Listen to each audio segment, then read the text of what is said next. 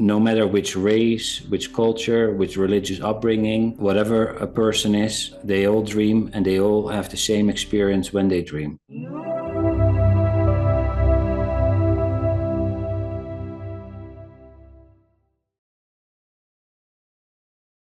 I'd like to welcome to the show Machiel Klerk. Not too bad? Good. Thank you. Excellent pronunciation. You're almost Dutch. I appreciate it, my friend. Thank you. Thank you so much for coming on the show. I'm really excited to talk about your work and dreams because it is something that we all have in common. We all do it. And I've been fascinated with dreams more recently in the last years, especially since I've been doing this work with the show and speaking to spiritual masters and near-death experiencers and kind of things like that just just starts opening up dreams into a whole other light. So my first question to you, sir, is what is dream incubation? Well, first of all, thank you for having me. It's great to be with you. Love your energy. Thank you. And maybe I can even answer a comment on the first thing you said, is that we all dream. Mhm. And that struck me when you said it, because I've traveled around the world and I asked people about their dreams. And indeed, everyone dreams. And one of the interesting features that we also all share is that people say in a dream they are in an environment, they are in an other world where they have where they interact, and that is the common experience that we all have, and that is so interesting because that shows one of the fundamental aspects of what a dream is. A dream is a world we find ourselves in where we have an interaction. Mhm. So a dream is not a letter sent from mystery source X to you that you need to decipher and have a whole symbol system to figure out what it means. But the dream is an interactive environment where that you're in. So just it just struck me when you said it, and I thought, that is close to my experience, and this is what no matter which race, which culture, which religious upbringing, whatever a person is, they all dream and they all have the same experience when they dream. Without question. So what is dream incubation? Dream incubation is a very old technique in which you ask your dream a question before you go to sleep in order to have the dream respond to your question. So a person could ask, how can I love myself more deeply? What type of food would be good for me to eat? How do I find a partner? How do I grow my business in a way that I can serve more people? And there's something in us or in the universe that engages with us. And there's many ways that you can engage with this mysterious counselor that is out there. But one way is to do it through dreaming. So you can ask your dream and this counselor before you go to bed a question, and then you will have a helpful dream. That's dream incubation. So it's really interesting. As I've spoken to many spiritual leaders around the world, some yogis and rabbis and Buddhists and things like that, and the concept of dreams have come up, and many of them discuss dreams as us visiting the spiritual side of the spiritual realm, the world that we come from. If you do believe that we are all eternal souls here, experiencing a physical experience, so we're a spiritual being having a physical experience as opposed to vice versa, that when we sleep is the time where we go back, and that's where we have dreams about our families, our departed ones, ancestors, and we work things out in the dream space that we don't. Is that a fair statement from your Yeah. experience? Yes, and what you can see is that the dream is co-created by your own belief system and expectation and will, intent and focus, and then some other mysterious force, mystery factor X. And whether you call that the spiritual realm or the larger awareness, they come together, and then you find yourself in this world where your belief systems play a role, but also clearly something else is co-creating this world. And you have what in Carl Jung would say, you have the personal unconscious and the collective unconscious. The collective unconscious is not you, is this shared realm, and they merge, and then you could be in the spiritual world or in the dream world and meet an ancestor, the deceased ancestor. That's clearly not you, but there are also manifestations of your own mind that co-create that reality, like anxiety or an expectation or a wish that contributes to that realm. So I always wanted to ask, I always ask this question when I talk to people about dreams. Why is it always when we have dreams, it's never a direct answer. It's always in some sort of story or analogy of life. It's never like, how do I grow my business, let's say? And they go, oh, well, Michael, this is how you do it. No, they show you some sort of story and thing, and it's about a rabbit running in the forest, but really it's not about the rabbit running in the forest. It's not literal. It's all figurative. Like it's all. So why is that, do you think, in your experience? That something in the soul, the soul's more primary language is metaphorical. Yeah. And so if you would be in a dream and you would walk into a one-way street, then it portrays in an 3D or 4D, whatever 3D environment, an idea. And so the idea of being in a one-way street is literally being manifested in this world.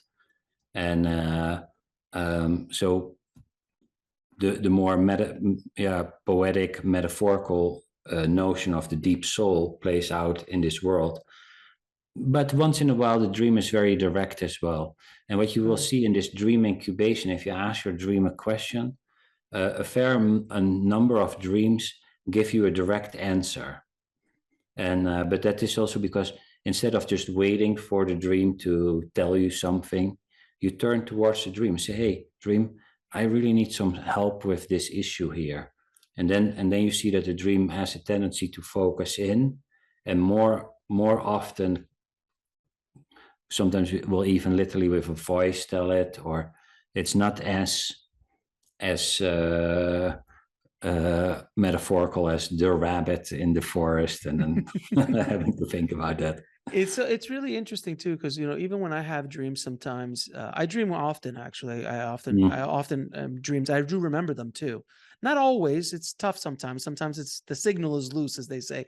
Yeah. But I generally try to write them down because I always like going back and kind of looking at them to see what's going on. I always find it fascinating because sometimes, like, you'll watch, let's say you watch Jurassic Park, and then Mm-hmm. the next night or the night before, you have a dream with a dinosaur. And I get that because it's in your conscious mind and falls into your subconscious.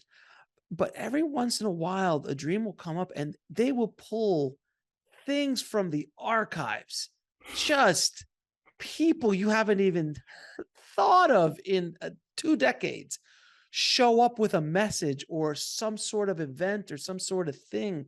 And you're just like, how is that possible? And what again, from speaking to some of these spiritual masters, it is the ability of the spirit guides or people on the other side, even your relatives, to be able to kind of go into our database and speak to us in our language, because that person would make no sense to you because you don't know them, and vice versa. So it's something very specific to us that they can go in, check our memories, and like, oh, okay, well, Beth screwed him over in high school. Let's bring Beth in because he's about to get screwed over with this person. And so it's an example of using analogy, and it's a metaphor, using metaphor as opposed to just telling you, hey man, Joan is going to screw you over. I'm going to show you a picture of Beth, and you maybe you'll connect the dots. Yes, and the metaphorical language is often even more accurate. It's more complete than our language. Mm-hmm. But indeed, that is the reality creating principle that lives in the soul. That it takes an experience like being screwed over, and then dresses up like Beth, a person you knew. And so screwed over, takes on the form and shape of Beth. And that's where a lot of this dream interpretation also uses, by saying, what are your associations to this character? And you say, well, that one screwed me over. Aha, screwing you over appears. And another person would maybe have their boss come in and they say, what do you associate to the boss? Oh, boss is always critical. Aha, so criticalness takes on the form and shape of boss.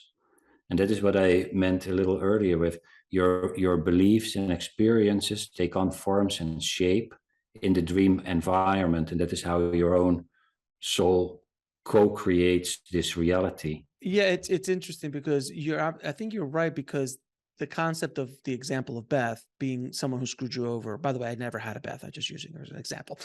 but having a Beth in your dream says volumes, more so if than someone would have sat there and told you, "Hey, man, you're gonna get the." There's an emotional impact that is nonverbal, that is so much more potent than someone telling you you're going to get screwed over by Joan, as opposed to, or Jack or whoever, as opposed to like shows you Beth and you just go, oh, is that what that means?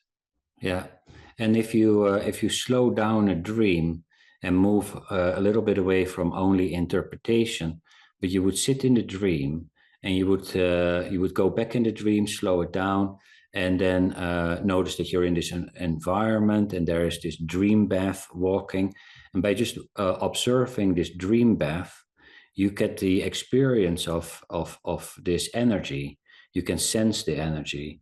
And then you can even start sensing, oh, I feel betrayal. This feels like this character is able to betray. And then you start noticing, oh, betrayal or screwing over is there, but I can have a sensed presence of it. And then I can even start noticing in my life, when do I feel this Beth energy actually in my life? And then you can become just more aware of it. It is so true that our language is so limiting. We are so limited, in this experience of what we're doing. And when you have, from my understanding of speaking to the individuals who have been on the show, that on the other side, knowledge is instant and everything at once, which is very difficult for us to comprehend from our point of view. And the dreams seem to have a touch of it. It's like you're dipping your toe into that intelligence in some way. Yeah, yeah. And well, there's the old saying, a picture says more than 1,000 words. And so it can be far more nuanced than the words are. Plus, the psyche seems also not interested in really telling you exactly how your life is or what you're supposed to do. Mm-hmm. So it's not going to tell you, oh, don't do this. It more shows you this is happening. And then there's free will for you to either engage with betrayal, betray yourself, screw someone over, take it as a warning. But that is more interpretation of this is happening. And then the game is, what do you do with this situation? Got it. Now, how do you get guidance from your higher self, from your soul, through dreams? Well, in general, the dream is aimed at realizing your own potential.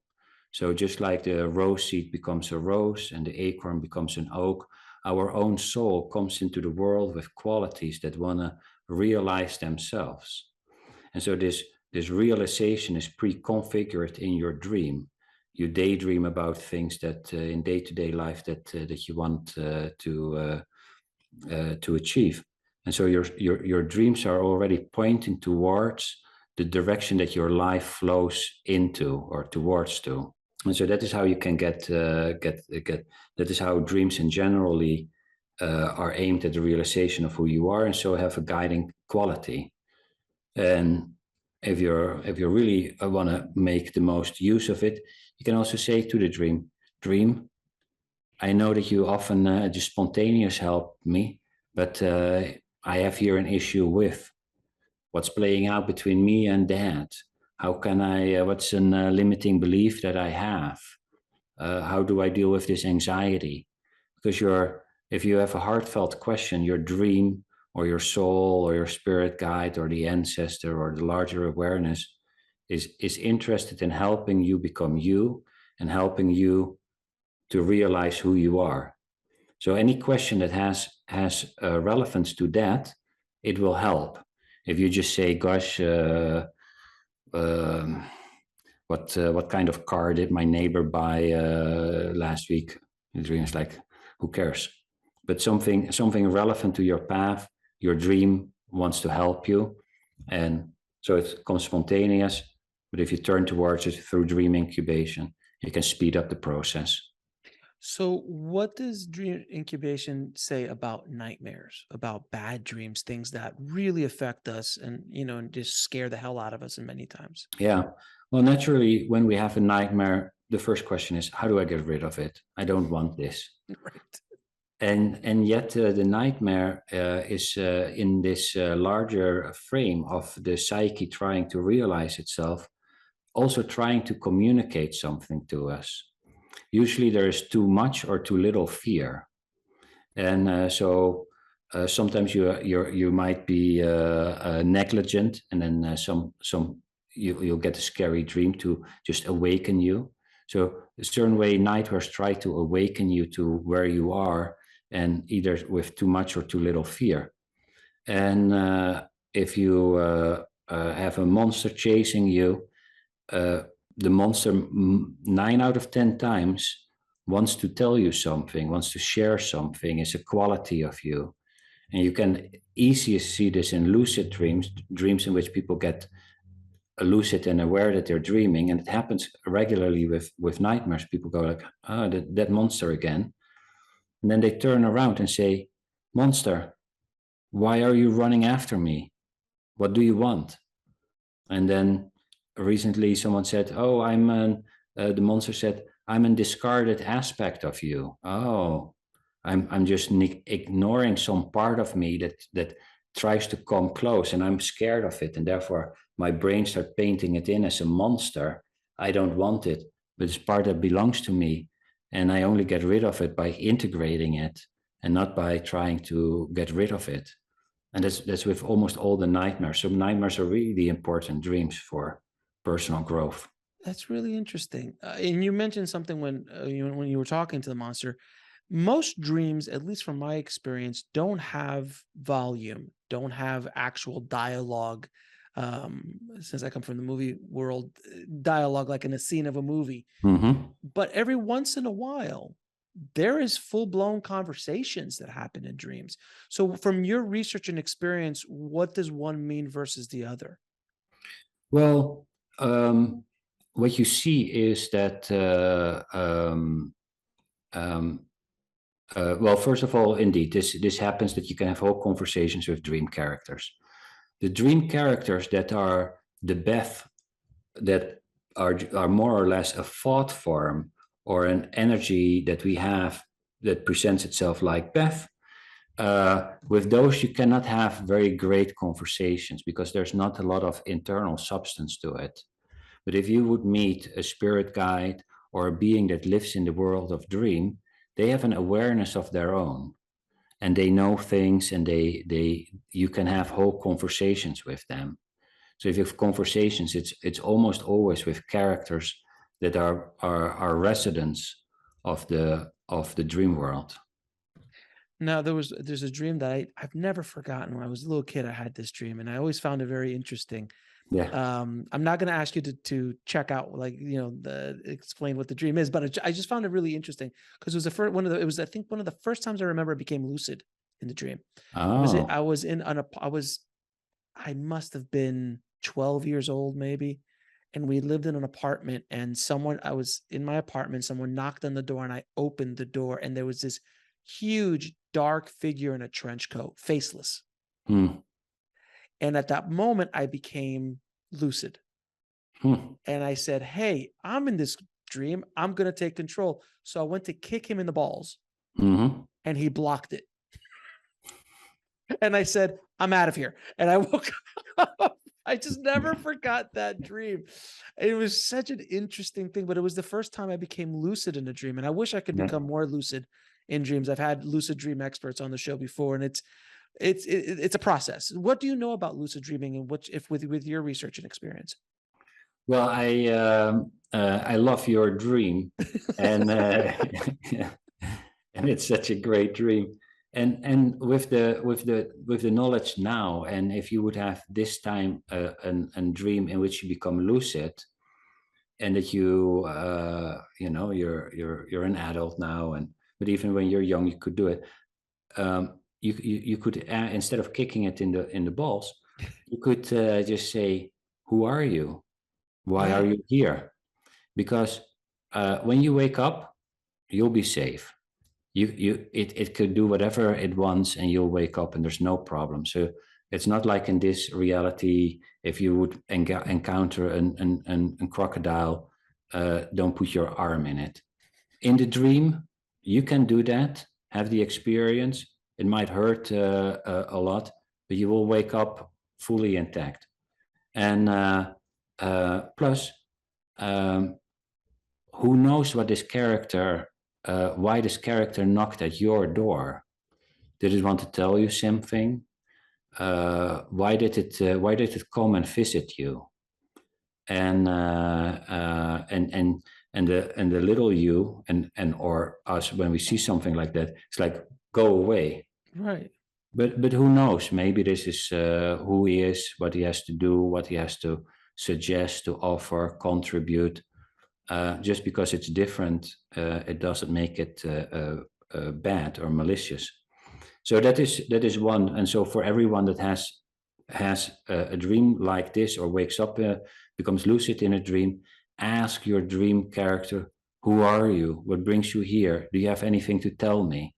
And people get astonishing feedback and insight from dream figures that are often very intelligent. You speak about spirit guides. Now, I've spoken about spirit guides on the show before, but can you talk about spirit guides, ancestors, the higher consciousness in the dream, in the dream world, what that means? So what people, my own experience, other people, probably yours, you can be in a dream where you meet a deceased ancestor, and very often people report that there are very profound dreams that were touching. Oh, I saw grandma, I saw mom, I saw my husband, my wife, and they had the most beautiful dress, and I knew they were okay. Very often it has something to that extent. Not always, but very often there's something like that is going on. So we can meet ancestors who seem to be able to meet us in the dream space. Then there's another cluster of characters, the spirit guide. And the spirit guide is a current day name for a being that has been in the world of dream for a very long time. In the old Greek tradition, this was called the daimon, Daimon, not to be confused with the demon in later Christianity. Yet the daimon was considered to be the guide that comes with a person into their life at birth, knows their calling, is there to awaken them to their calling, and is also a represent of their talent. And we all have a daimon or multiple daimon. And in the Roman tradition, this was called the genius, which comes from the North African word genie, which means a spirit that is standing next to you. So we all have a genius. And this is a really important distinction that the Romans made, is we have a genius. We are not a genius. These days, it's somewhat lumped into together. We say, oh, this person is a genius, often also referring to an exceptional talent. But we all have a talent. We all have gifts, whether it's cooking or humor or interviewing or playing basketball or doing finance or whatever. People come into the world with a talent, multiple talents, and these talents want to live through us into the world. And so whether it's the daimon in Greek, the genius in the Roman times, in African traditions, it's called the divine twin. and sometimes it's called the soul. And our culture very often speaks about the spirit guide, a figure that also lives in the dream, that knows about us, knows our calling, and is on our side to help us be purposeful and meaningful in this life. And you can build a relationship in the dream. And of course, once we open our eyes, the world of dream isn't gone. We are just not in it, but is coexisting to this reality. And your spirit guide is still with you. And so you can build a relationship in the dream, but also in this reality. And it's of course very helpful if you listen to your intuitions, the feelings in your body, because then you become more optimal in navigating the relatively complexity of life. It's really interesting too, because I had a dream a little while ago where it was an extremely stressful time in my life. I think I was moving at the time. It was extremely stressful. Mm. And I just had a dream out of the blue. My deceased grandmother just showed up. I haven't thought about her in years. Don't dream with her very often. She just showed up, and I was in a bed, and she was there just, kind of just stroking my arm like it's going to be okay. It was fascinating. And then I woke up and I was like, wow, I wonder what that was. And after more, thought about the process, she was just saying like, it's going to be okay. Just showing love in a difficult time. Yeah. Isn't that great that we know that actually the ancestors on the other side are still there. They look over our shoulders. They send us love and good feelings when we're in trouble, or rejoice when we have success with us. And they all allow for a massive amount of free will. Mm-hmm. That is why there's not often, hey, you need to do this. Sometimes there's a suggestion, but it's that comes from your spirit guide, but it's a little bit less frequent. But the ancestors are there to support, and this is also in many of the shamanic traditions the experience. It's really interesting when you're saying this, when you were just explaining that suggestion part, like they don't tell you what to do, they give you suggestions. I have to use the analogy of a scene in a movie where there are actors in the scene and they're trying to perform the scene, but the director, which would then be the spirit guide, comes in and goes, why don't you try this? He's not telling you walk from here to there and say these lines. It's like, why don't you try this? And it's kind of a directing thing, but it's your choice as the performer to interpret that and play the scene. So it's a very similar, it's just an analogy that just flew into my head when you said that. Yeah, well, it's a great analogy. That would be the spirit guide. Mm-hmm. And then behind the spirit guide, behind the director in the dream is a larger awareness. That would be the producer and the investor. the ultimate creator. And without the money, the whole thing doesn't go through, sir. That's very true. And the larger awareness is very non-judgmental. So the larger awareness will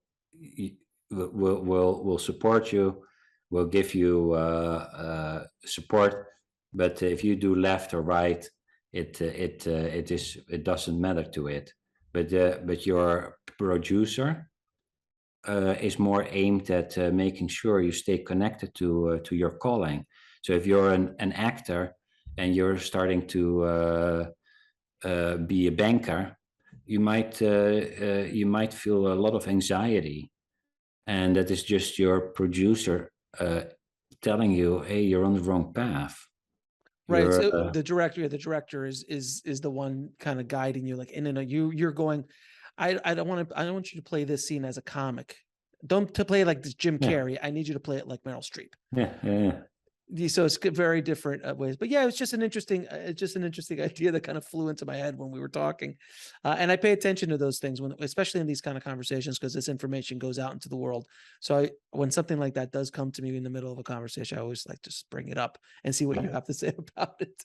Now, you've talked about a 5-step method to effectively get guidance from dreams. What is that 5-step method? Yeah, that is in that book that I wrote, Dream Guidance, where I really write out the steps. But let me give you an example.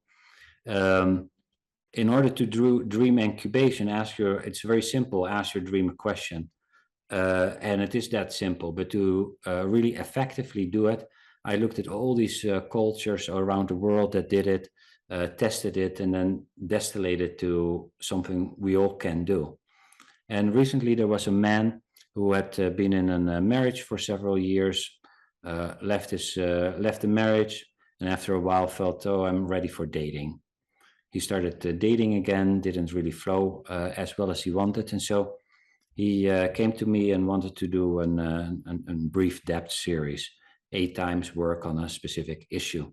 And he said, my issue is I want to find a great partner. And shall I ask the dream for that?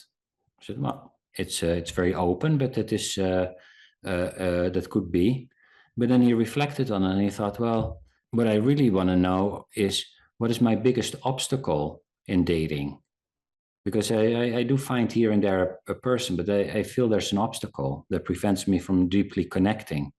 And so he said, he wrote down what is my biggest obstacle in dating life. And then he did a couple of rituals. And rituals are just that you spend some time and effort into communicating to your spirit guide or the larger awareness, like, hey, this is serious. I need some help. And so he made a drawing of a heart with a question mark on it, and spent some time meditating, did light a candle, went to bed, meditated in bed for a little bit on the question, and fell asleep. Had a dream. The next morning, he wrote down the dream, which, as you mentioned earlier, essential, because otherwise they evaporate. Write Yeah. down the dream, and then work on it. And the dream he had was, he said, I'm driving in a tunnel. In front of me is another car, and I think that I see in the distance a mountain lion. When I get closer, I see it's a tiger. I get really scared, and I stop the car and back out. And then that was the dream. And so instead of asking the question, what does this mean? I want to offer a suggestion to people to ask the question, what is happening? Because what is happening doesn't require that you know a lot of symbols. You don't need to know car and tiger and tunnel. You can just write out what is happening. And this person said, well, what is happening is I'm moving along. And when I think I see something dangerous. And when I get closer, I think I see something dangerous that's also really beautiful. And I get really scared.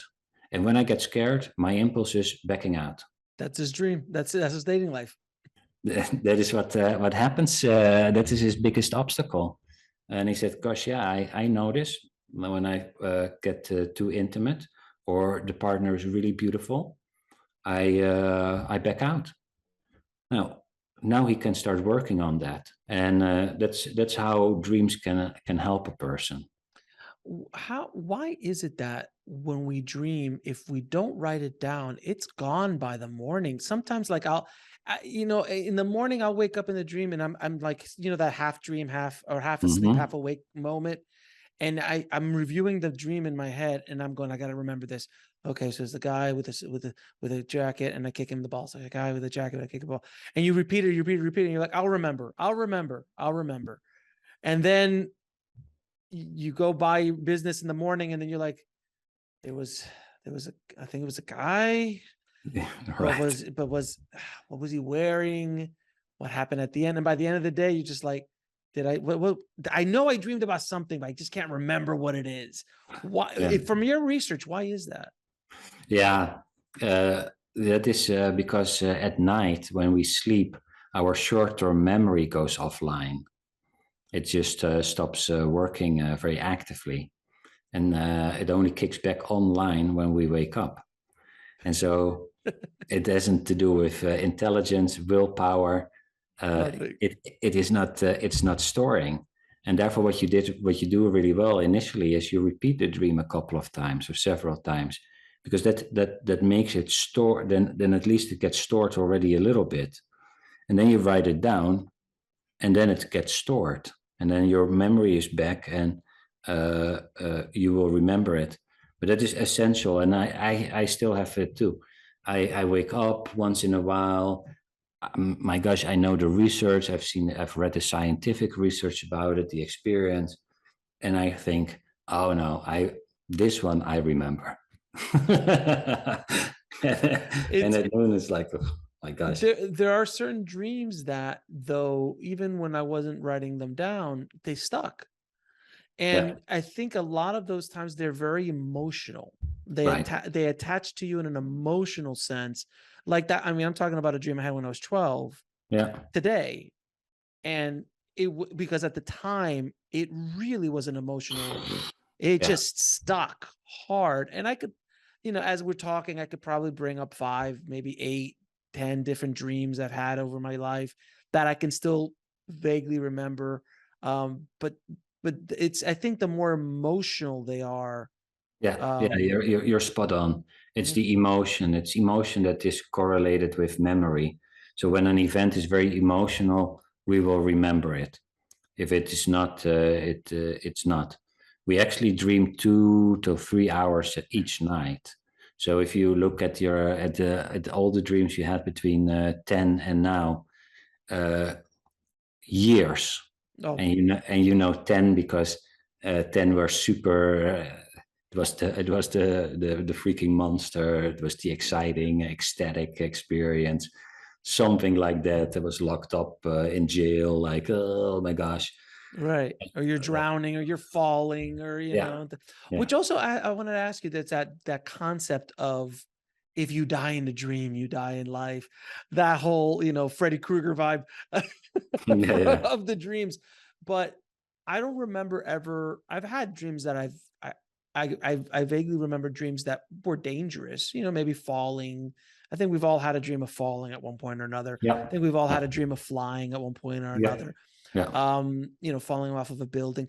But I've never, don't remember at least dying in a dream. Is that what's your experience with the concept of dying in a dream, not dying in a dream, all that stuff? Yeah.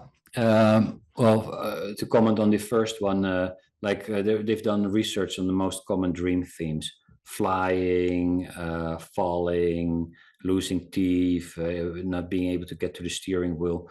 Those are in the most common dream themes. So everyone has had probably one of those. Uh, it is an it's inaccurate. People have died in the dream that are still alive. The dream is just another realm where you have all kinds of experiences. People sometimes get shot or die. It's just an experience, It's just, and so yeah, we shouldn't be scared of Freddy Krueger, is what you're saying. you don't have to be. By the way, what an amazing character to have in a Yeah. movie. Someone who kills you in your dreams. Just absolutely brilliant and horrific all at the same time. Yeah, it's Terrifying. marvelous. Yeah, yeah, It's totally terrifying. Yeah, because everyone dreams. So that's the thing that's so terrifying yeah, about that yeah, character. Now, you've done so much research with not just Western dreamers, but dreamers from all sorts of different cultures. yeah. Is there anything that is different in different cultures in the way they approach dreams? Because I know African dream are different, and how that represents in their culture. How is it different in different cultures? Well, different cultures have somewhat different ideas about certain characters you meet.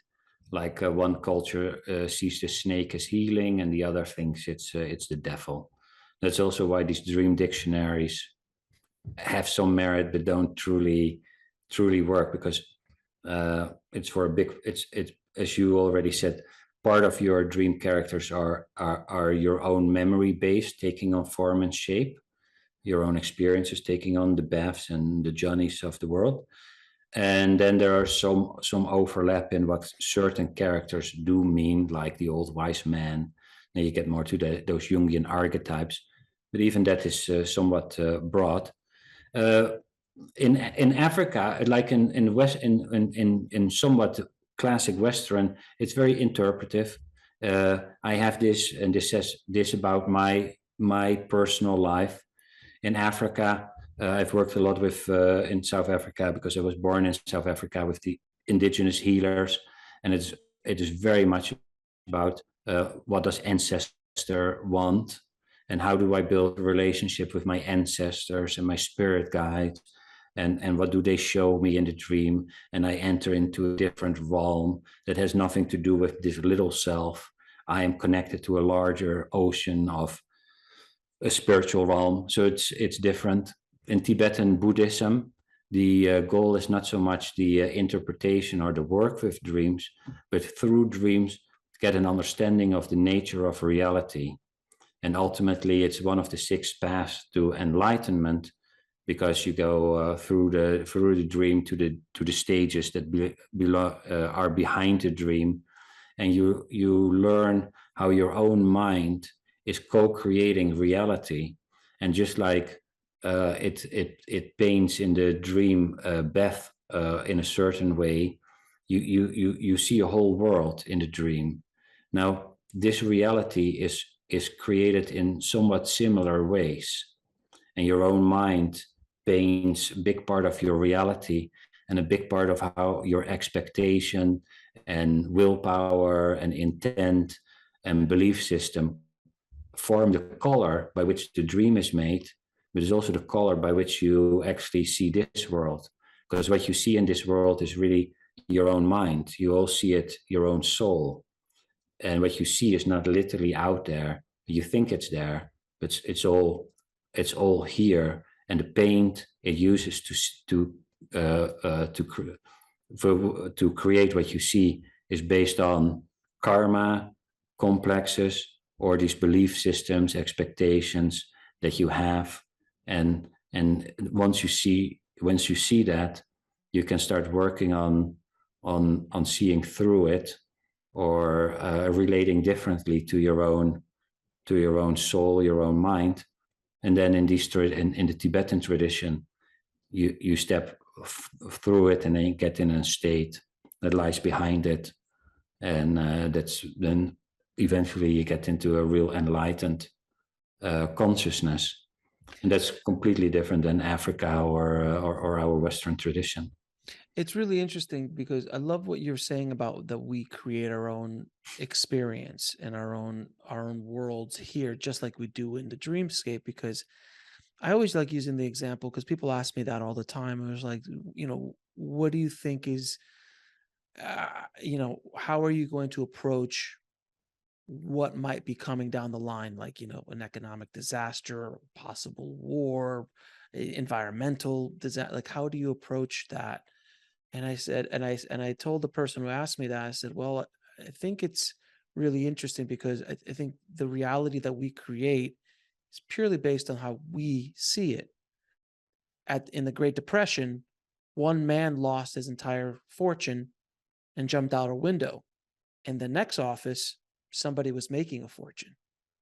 So even in the worst of times, Yeah. even in the Holocaust, there was a Schindler saving people in the Yeah. depths of absolute horror.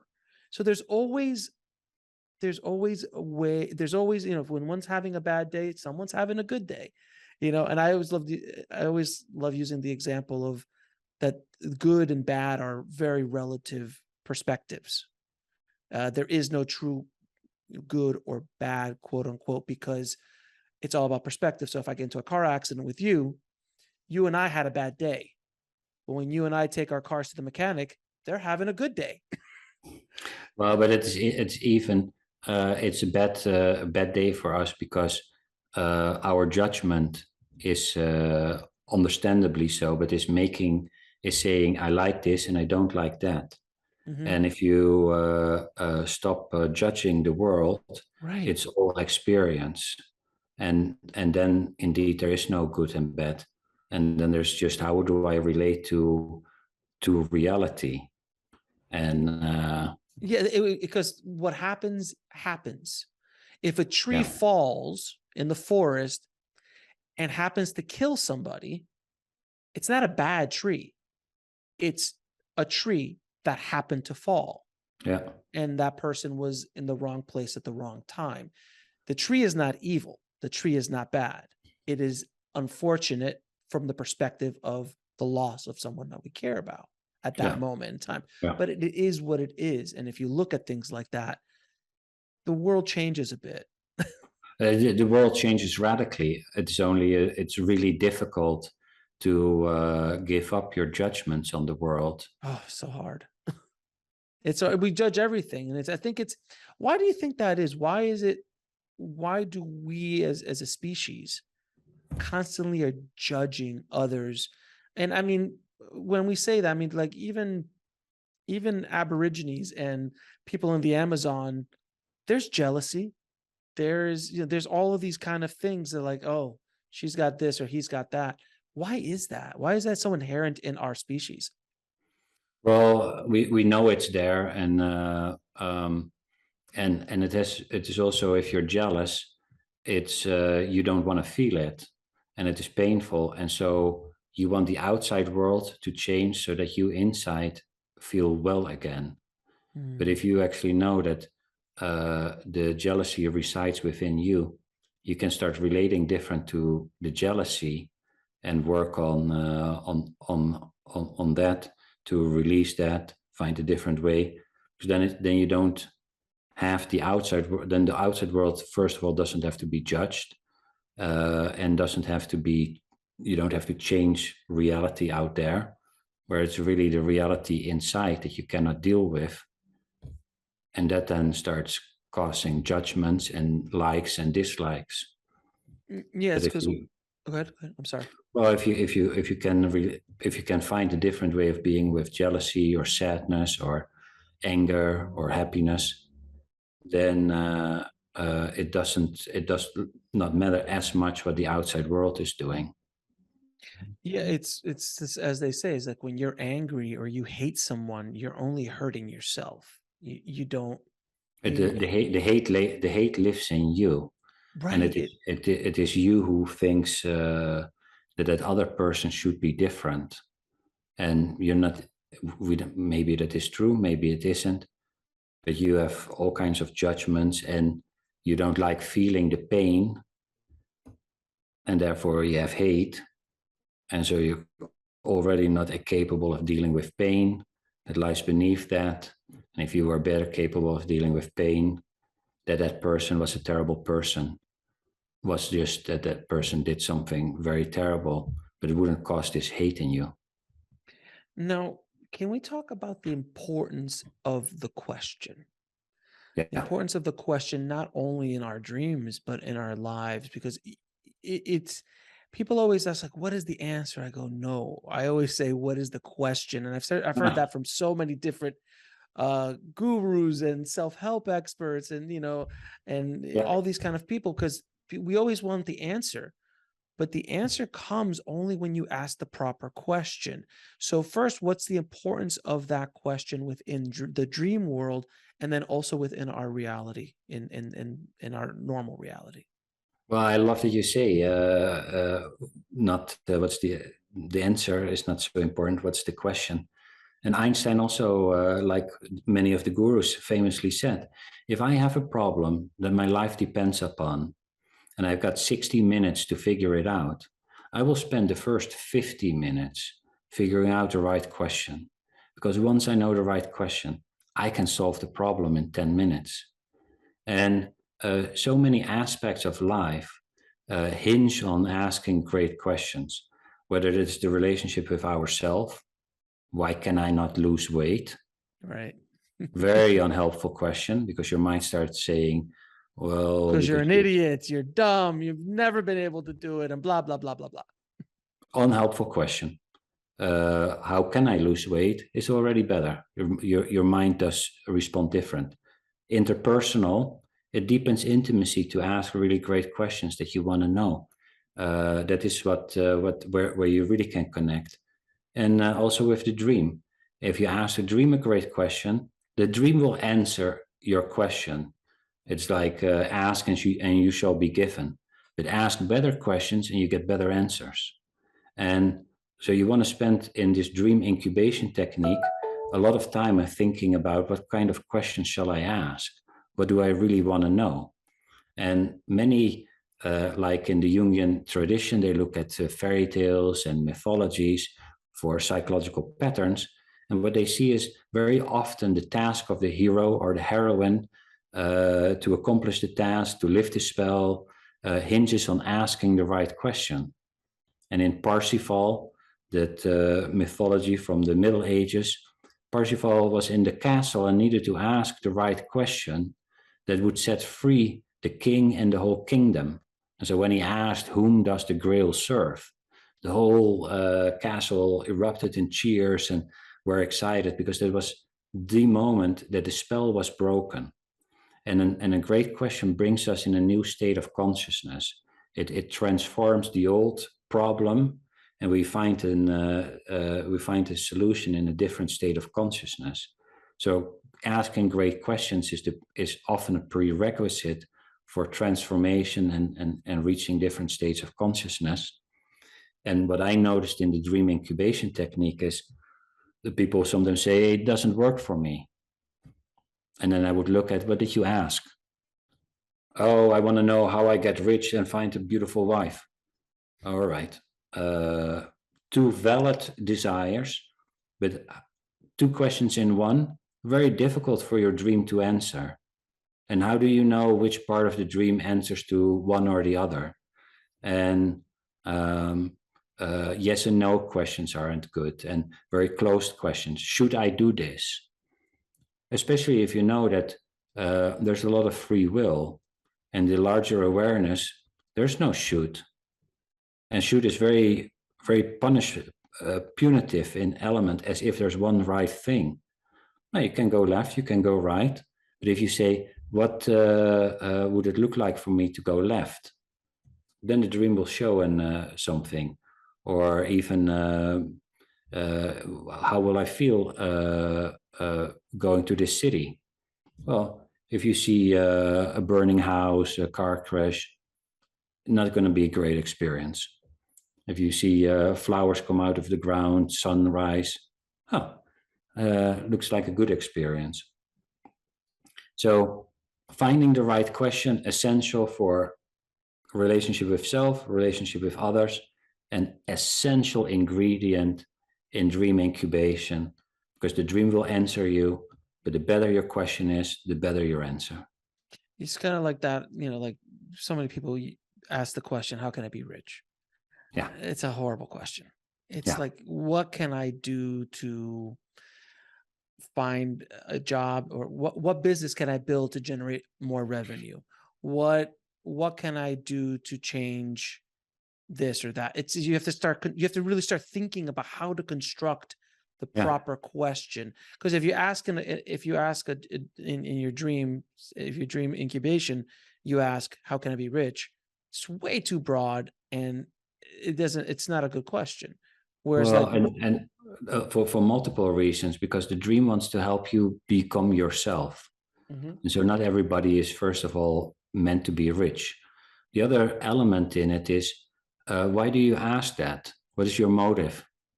Well, I want to be rich because then I'm happy. Right? So, okay. Well, a more fundamental question then is, how can you be happy? Because richness, sure, it's going to help somewhere, but richness is not going to really drive happiness. And so if you want to be happy, that's a great question. So your motive is you haven't reflected on the motive there. It's really interesting too, because a lot of times when we ask questions in our lives, that's the beginning of the conversation. There's deeper multiple layers. Like, I want to be rich. Well, why do you want to be rich? Oh, because rich people are happy. Well, are you not? Why do you want to be happy? Oh, because I want this. Because what's making you unhappy? Oh, well, I don't have a girlfriend, or I don't have a boyfriend. I'm like, and if I had money, I could be able to impress them to have that. I'm like, really? So and it just starts going down and down and down a rabbit hole until you really start. That's therapy, essentially. Essentially. You have to do a bit of self-therapy with that you ask yourself some of these questions of what do I really want to know? what's really on my mind. And then make sure you formulate it well. And then the formulation comes down to it, that it is just one question at a time. But check your motive. That's important. Yeah, it's really fascinating, the whole concept of dreams and what they can do for us. Is there anything that you can suggest on how to build a better relationship with our higher self so we can tap into this kind of communication, this kind of guidance more often than just like a one-off every once in a while, where you can literally every night go in and just truly get the guidance that you need to flourish your authentic self in this life?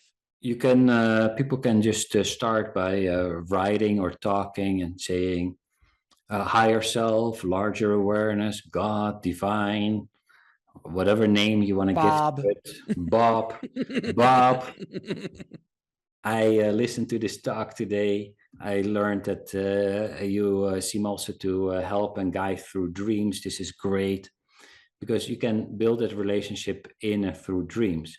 And it is not only in the dream time that this will happen, it will also strengthen your intuitions, synchronistic encounters, your eye to see synchronicity, these helpful coincidences. But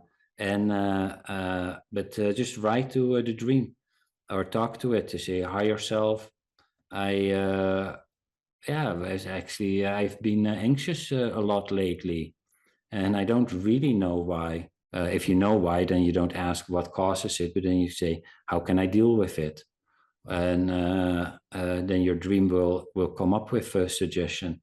And the next day, make sure you write it down so that you really treat the higher self or the spirit guide as an independent friend, respected friend.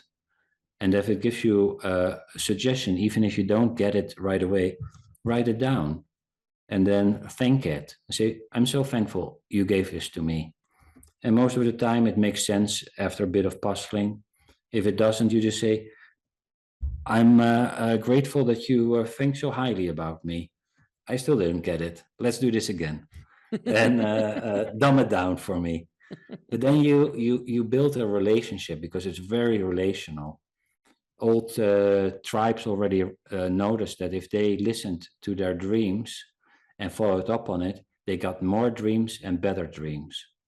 And it's always there, but due to free will, it will let you figure it out on your own. But if you say, I would love help, it's excited to help. If you say, I don't need help, it's equally excited and loving towards you. So you can decide. Now, life is really complex, and there's a unbelievable intelligent phenomenon in the depths of our soul that's willing to help. Get the help. Try it. And build this relationship. We all need some help. I love that you were saying that these coincidences that happen in our lives. I truly am not. I'm one of those that don't believe in coincidences. I believe that everything happens for a reason. Everything is there being guided. It's part of your experience and your journey. And I use an example a lot of times. It's like when I was starting this show, I met this one person who called me out of the blue, who was a guest on one of my other shows, called me out of the blue just as I was about to open this one without them even knowing, recommended, hey, do you mind interviewing this other guy? Which is such an odd request. Never happened to me before. And I said, sure. And I didn't know who that guy was, but he ended up being a very big rock star. One of the biggest rock stars in a certain genre of music from the 80s and the 90s. And I said, sure. Has he ever had a spiritual conversation? He's like, no, but I think he'd love to do it. So then I had an interview with him talking about spirituality. And that episode exploded right when I launched my show. Oh. And brought me all these new viewers and brought my show up to, it was so serendipitous that happened. That didn't happen a year ago before, didn't happen a year later, happened at the moment that I was about to launch this new show. So there's these little things that just constantly happen throughout my life. And I've seen it happen in other people's lives as I study other people's lives and hear stories from other people, that there is no coincidences. And as you connect more to your higher self, more towards the spiritual, that you become more aware of these things and you Yeah. start attracting them into your life. Yeah, yeah. There's a great way of saying more aware, and it also shows that there's an intelligence at work that you could never have figured this out, but that brings this into your life, and you just recognize it and engage with it. And it is both everywhere where there's a lot of energy, we should take a look. Whether it's an energy that looks like, oh, that's interesting, or something scary, or the faceless guy at the door. It's like, who is visiting? Where there's energy, take an additional look. If it's not something that life is trying to configure into your life, that would be helpful, and your judgment on what is good and bad might cloud actually really seeing what is trying to present itself. Now, I'm going to ask you a few questions, ask all of my guests. What is your definition of living a good life? Well, I have a sense of being in touch with a sense of purpose. So this sense that we come into the world with gifts, a bag of goodie that we need to distribute to a community, and the ability to share your gift with other people gives a sense of meaning and purpose. And if you that can do it with some people you enjoy, and that would be a great life. And then, of course, if you can make it nice for yourself with good meals and enjoy life and create an eye for beauty, that would start enhancing the experience. What is your mission in this life? Well, I'm of course don't know it for sure, but what I do know that I feel very called to is help people connect with the world of dream and its inhabitants, and that's why I wrote a book that I felt called to do, or I built an organization called the Jung Platform, that out of a dream, where we provide courses on Jung and spiritual psychology, from shadow work and synchronicity and archetypes, and just make that accessible to the general audience, to give them tools and perspectives with which they can connect to who they are, and bring out what they do. And in doing that, I feel a lot of joy, and that brings up all other challenges in life that are good for me to deal with. And what is the ultimate purpose of life? Well, probably giving expression to that what lives inside of you. And my friend, where can people find out more about you and the work that you're doing? Well, there's two places. One is the Jung Platform, JUNG platform.com. There we have over 150 courses for beginners and intermediate in African shamanism, Rumi, and Jungian psychology, dreams, a lot of dream work. And then on my personal website, Machiel Klerk, which probably you have to write down somewhere. It's MACHIEL KLERK, or type in Dream Guidance. That is the book, and I've now seen it generates my name as well. There people can learn a little bit about me and my dreams, and that I'm a therapist and a social entrepreneur with the Jung Platform, and do consultancy with companies on innovation and creativity and leadership. Machiel, it has been a pleasure talking to you, my friend. Thank you so much for coming on the show and sharing your knowledge and experience with us. And I appreciate the work that you're doing out there. And hopefully this conversation will help some people connect with their higher selves through their dreams, and help them get a little bit more guidance in the world. God knows we all need it in this life. Thank you, Alex. It was such a joy to be here, and you asked great questions, which made the conversation flow easily. So thank you for that. Thanks for watching. Click on one of the videos below to continue your journey, and don't forget to subscribe.